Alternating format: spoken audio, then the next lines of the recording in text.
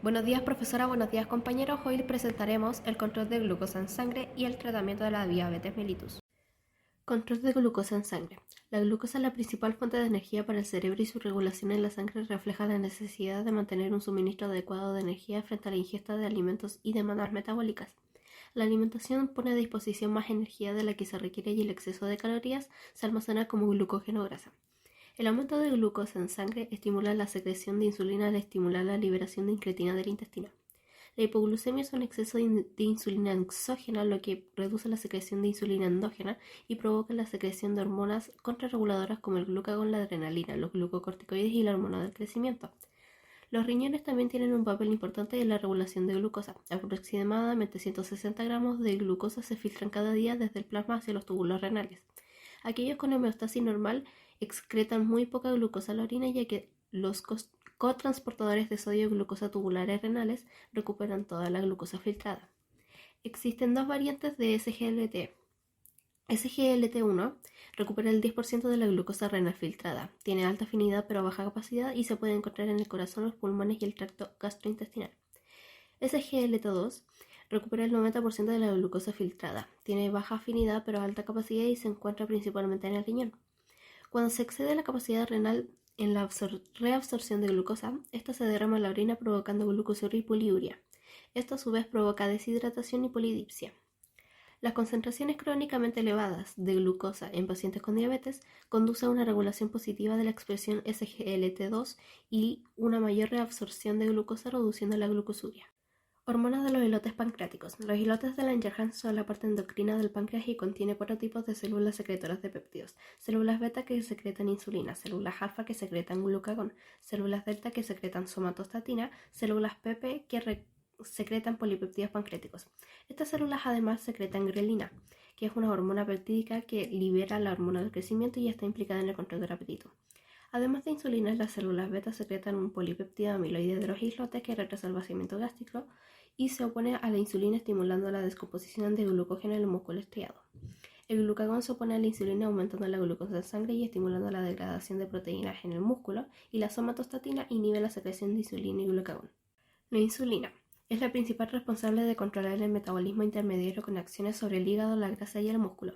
Su efecto general es conservar energía al facilitar la absorción y almacenamiento de glucosa, aminoácidos y grasas después de la comida. La insulina aumenta la absorción de glucosa por GLUT4 en tejido adiposo y el músculo. Además, aumenta la absorción de ácidos grasos y triglicéridos en el tejido adiposo y en el hígado, inhibiendo la lipólisis a través de la desfosforilación y la inactivación de las lipasas. También inhibe las acciones lipolíticas de la adrenalina, hormona del crecimiento, y glucagón al oponer sus acciones sobre la adenilciclasa. La insulina estimula la absorción de aminoácidos en el músculo y aumenta la síntesis de proteínas, disminuyendo el catabolismo de proteínas e inhibe la oxidación de aminoácidos en el hígado. Síntesis y secreción de insulina. Se sintetiza como un precursor llamado preproinsulina en el retículo endoplasmático rugoso, que luego se transporta al aparato de Golgi, donde se transforma en proinsulina y luego a insulina más un fragmento llamado péptido C. Estos se almacenan en gránulos de las células beta y se secretan conjuntamente por exocitosis en cantidades equimolares. El principal factor que controla la síntesis y secreción de insulina es la concentración de glucosa en sangre. La liberación basal constante de insulina y el aumento de glucosa en sangre estimula una respuesta adicional de 2 fases. La fase inicial es rápida y refleja la liberación de la hormona almacenada. La fase retardada es lenta y refleja la liberación continua de la hormona almacenada y la nueva síntesis. La respuesta es anormal en la diabetes mellitus.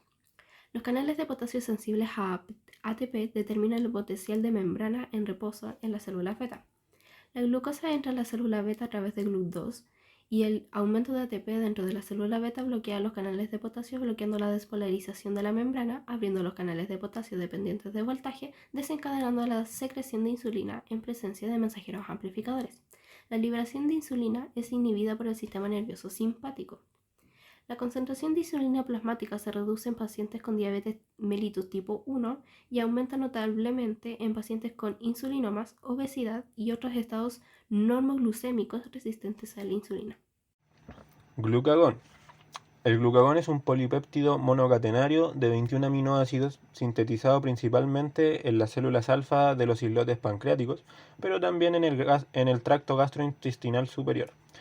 Los aminoácidos, especialmente la L-arginina, estimulan la secreción de glucagón, al igual que la ingestión de comida rica en proteínas, pero la variación diurna de las concentraciones plasmáticas de glucagón es menor que la de la insulina.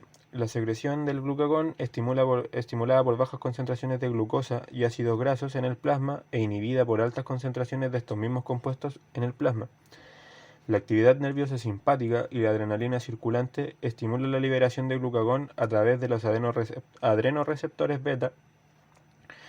La actividad nerviosa parasimpática también aumenta la secreción, mientras que la somatostatina liberada por las células delta adyacentes a las células alfa secretoras de glucagón en la periferia de los islotes inhibe la liberación de glucagón. El glucagón aumenta la glucosa en sangre y provoca la descomposición de grasas y proteínas. Actúa sobre receptores acoplados a proteína G específicos para estimular la adenilciclasa y sus acciones son algo similar a las acciones de la adrenalina medidas por los receptores adrenérgicos beta. Sin embargo, a diferencia de la adrenalina, sus efectos metabólicos son más pronunciados que sus acciones cardiovasculares. El glucagón es proporcionalmente más activo en el hígado, mientras que las acciones metabólicas de la adrenalina son más pronunciadas en el músculo y la grasa. El glucagón estimula la descomposición de glucógeno y la gluconeogénesis e inhibe la síntesis de glucógeno y la oxidación de la glucosa. Sus acciones metabólicas sobre los tejidos diana son por lo tanto opuestas a las de la insulina. El glucagón aumenta la frecuencia y la fuerza de contracción del corazón, aunque menos marcadamente que la adrenalina. Somatostatina. La somatostatina es secretada por las células delta de los islotes pancreáticos. También se genera en el hipotálamo, donde inhibe la liberación de la hormona del crecimiento. En el islote inhibe la liberación de la insulina y del glucagón. Por otro lado, la octreotida es un análogo de la acción prolongada de la somatostatina. Inhibe la liberación de varias hormonas y se usa clínicamente para aliviar los síntomas de varios tumores endocrinos gastroenteropancreáticos poco comunes y para el tratamiento de la acromegalia, el cual es un trastorno endocrino causado por un tumor funcional de células que secretan hormonas del crecimiento en la hipófisis anterior. Incretinas. La acción de la incretina se debe a las hormonas peptídicas liberadas por el intestino, principalmente GIP y el GLP-1. Ambos son miembros de la superfamilia de péptidos de glucagón.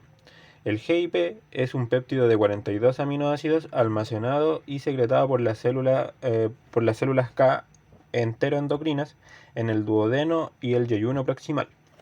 El GLP-1 es secretado por las células L que se distribuyen más ampliamente en el intestino, incluidos en el ilion y el colon, así como más proximalmente. Hay dos formas de GLP-1, estas se secretan después de las comidas, el GLP-1 y el GLP-1 amida. Estos son igualmente potentes, pero la mayor parte de la actividad circulante se debe a la amida del GLP-1. La liberación de GIP y GLP-1 por los alimentos ingeridos proporcionan un estímulo temprano para la secreción de insulina antes de que la glucosa absorbida u otros productos de la digestión lleguen a las células de los islotes en la sangre portal. Además de estimular la secreción de insulina, ambas hormonas inhiben la secreción de glucagón pancreático y reducen la velocidad de absorción de los alimentos digeridos al reducir el vaciamiento gástrico. También están implicados en el control de la ingesta de alimentos a través del apetito y la saciedad. La acción de GIP y GLP-1 terminan rápidamente por la dipeptidilpeptidasa 4 o DPP4. Esta enzima es una glicoproteína de membrana con una especificidad de sustrato bastante amplia. Se ha implicado en la supresión de esta malignidad y en la aterogénesis, pero los inhibidores están autorizados para tratar la diabetes. Diabetes La mellitus. diabetes mellitus Este es un trastorno metabólico crónico en que el cual ocurre se por la elevada caracteriza de glucosa en la por la sangre concentración y elevada de está glucosa en causada por sangre, la deficiencia de la causada por la insulina, deficiencia de junto insulina, también con la a menudo resistencia a esta combinado misma. con la Existen resistencia a dos esta. tipos de diabetes, diabetes tipo 1 y Existen dos diabetes tipos: tipo 2. La primera se produce por una diabetes ausencia mellitus tipo completa de 1. insulina y la En esta segunda existe es una una deficiencia deficiencia absoluta de relativa la asociada a insulina, una menor anteriormente sensibilidad conocida como diabetes a mellitus su acción de resistencia. insulino dependiente o diabetes de Uno inicio tiene juvenil. distintos La medicamentos diabetes tipo 1 para puede la ocurrir a diabetes. cualquier edad, Los pero los primeros pacientes suelen ser medicamentos que jóvenes. tendríamos son los El grupos de tratamiento es fármacos mantener los utilizados niveles por normales de azúcar en agentes sangre administrados por mediante un inyección, control que regular. tendríamos La insulina en diversas insulinoterapia, fórmulas la dieta y y el formas. ejercicio. También encontraríamos miméticos de incretina, bioguaninas, En la diabetes tipo 2 existe una deficiencia relativa de insulina asociada a una menor sensibilidad de acción. diazolipididionas, gliptinas y Esta antes era inhibidores conocida de como la transportes de diabetes glucosa. mellitus no insulino dependiente o diabetes de inicio de la madurez. En esta diabetes los pacientes presentan alteraciones en la secreción de insulina. A menudo los pacientes que presentan esta patología son obesos y además se presenta en la vida adulta. El tratamiento inicial es dietético, aunque los hipoglucemiantes orales suelen ser necesarios. Medicamentos utilizados para el tratamiento de diabetes. Agente administrado por inyección. Insulina en diversas formas y formulaciones. Esta es utilizada en diabetes tipo 1 y tipo 2. También está la exenatida y la liraglutida, que son agentes orales utilizados en diabetes tipo 2. También tenemos en este grupo a la metformina, la tolbutamida, la glipizida, repaglimida, la pioglitazona y también la sitagliptina. De igual manera, hay inhibidores de transporte, como por ejemplo el empaglifosina. ¿Cómo funciona el tratamiento de insulina? La insulina humana se usa para tomar el lugar de la insulina que normalmente el cuerpo produce, funcionando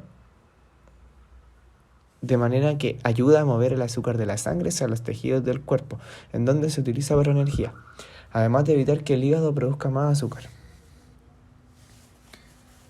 La hipoglicemia es un efecto no deseado del tratamiento con insulina. Esto debido a que la insulina baja los niveles de glucosa. Esta patología puede provocar daño o muerte cardíaca súbita. Esto se trata tomando una bebida dulce o, si el paciente está inconsciente, inyectando glucosa directamente a él. Metformina.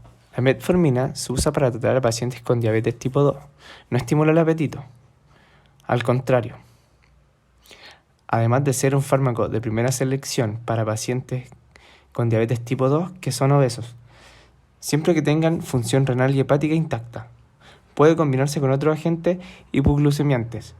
También se puede utilizar en síndromes como resistencia a la insulina, incluido el síndrome de ovario poliquístico, la enfermedad de hígado graso no alcohólico, la diabetes gestacional y algunas formas de pubertad prematura.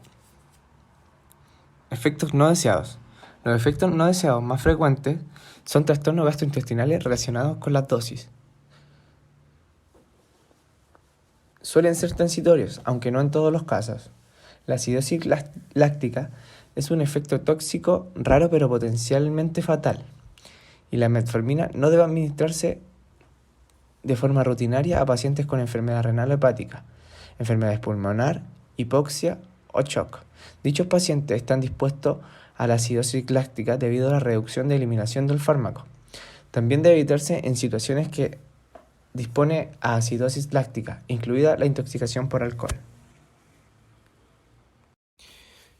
Sulfonilurea. Estos provocan una hipoglucemia, especialmente en la gente de avanzada edad, ya que genera una disminución de la función renal, pero a su vez lo que genera es una acción de largo plazo.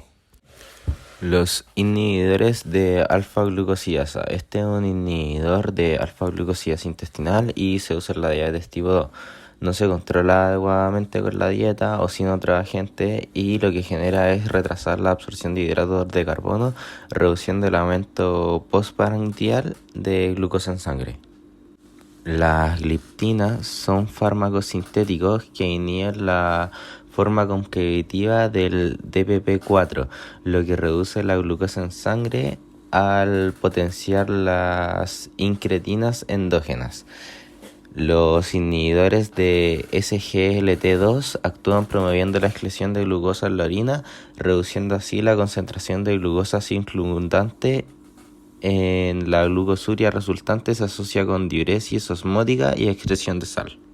Las tiazolidinedionas, la glucosa en la sangre es de inicio lento, no tienen una referencia o una investigación mayor, pero se ve que después de 1 o 2 meses de tratamiento aumenta la eficiencia de la insulina endógena, reduciendo así la producción de glucosa hepática, aumentando la captación de glucosa en el músculo.